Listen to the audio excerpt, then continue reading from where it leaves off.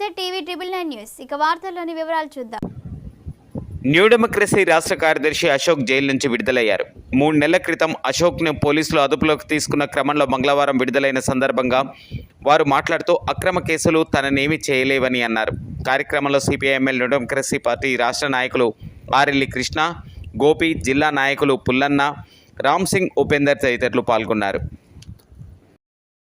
New democracy రాష్ట్ర ప్రధాన కార్యదర్శి కామ్రేడ్ అశోక్ అన్న ఈరోజు జైలు నుంచి విడుదల కావడం జరిగింది. పూసగలి కుట్ర దశలో భాగంగా గత 3 నెలలుగా జైల్లో ఉండి ఈరోజు బయటికి రావడం జరిగింది.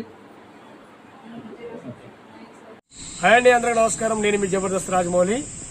మార్పు మీడియాతోనే సాధ్యం అనే ఒక గొప్ప నినాదాన్ని తీసుకున్నటువంటి టీవీ 999 న్యూస్ ఛానల్ వాస్తవికతను మీ ముందుస్తూ ప్రతి ఒక్క అంశాన్ని ప్రజలకు చక్కగా తెలియజేసేటువంటి news channel TV 999 Telugu news channel.